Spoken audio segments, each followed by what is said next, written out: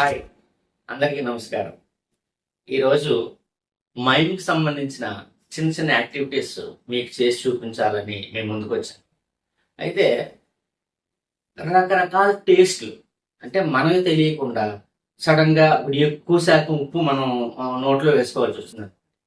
ఆటోమేటిక్గా మన మైండ్ దాన్ని ఎలా రియాక్ట్ చేస్తుంది, అలాగే విపరీతమైన పులుపు దాన్ని ఎట్లా రియాక్ట్ చేస్తాం.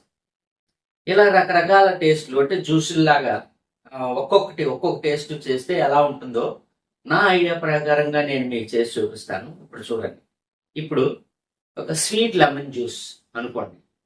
అది నాకు తెలియకుండా తాగిన తర్వాత నేను ఫీల్ అయ్యే ఫీలింగ్ ఏదైతే ఉందో అది రియాక్షన్ అనమాట.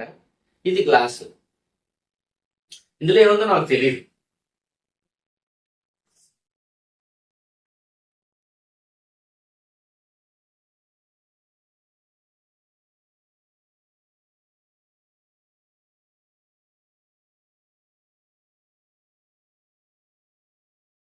ఇది స్వీట్ లెమన్ జ్యూస్.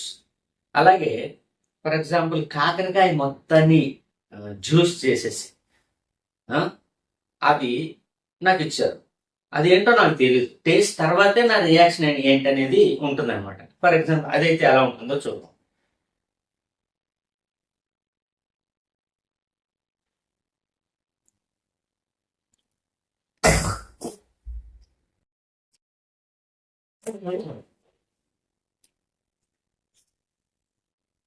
సో చేదు నోట్లోకి వెళ్ళిన తర్వాత మన బాడీ ఇచ్చే రియాక్షన్ని చూపించడానికి ట్రై చేశాను.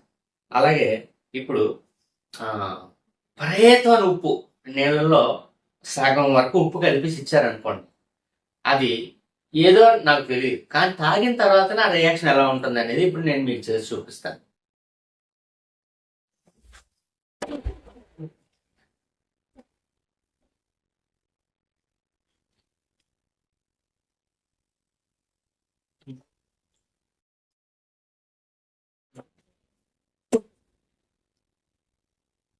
సో ఈ విధంగా మనం విపరీతమైన సాల్ట్నెస్ని మనం రియాక్ట్ చేయొచ్చు.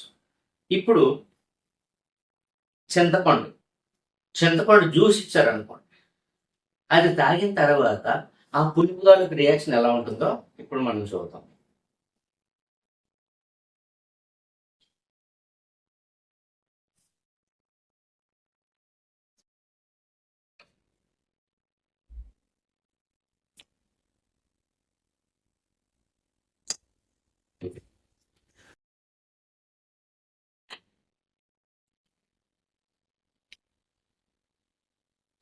ఈ విధంగా బాడీ రియాక్ట్ అవ్వచ్చు విపరీతమైన పులుపుకి. అందులోనే ఆరెంజ్ జ్యూస్ అన్న పేరుతో కారం పొడి మొత్తం నీళ్ళలో కలిపేసి ఇచ్చారనుకోండి. అది తాగినప్పుడు రియాక్షన్ ఎలా ఉంటుంది అనేది ఇప్పుడు ట్రై చేద్దాం.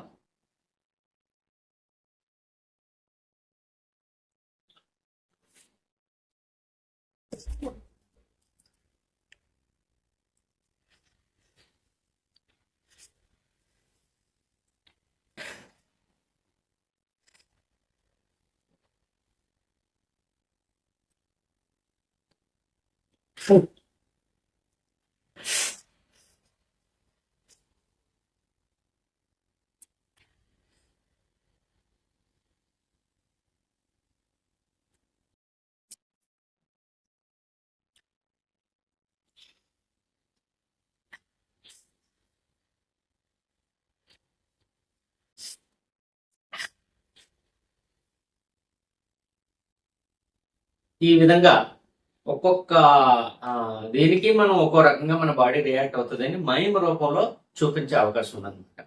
Thank you very much.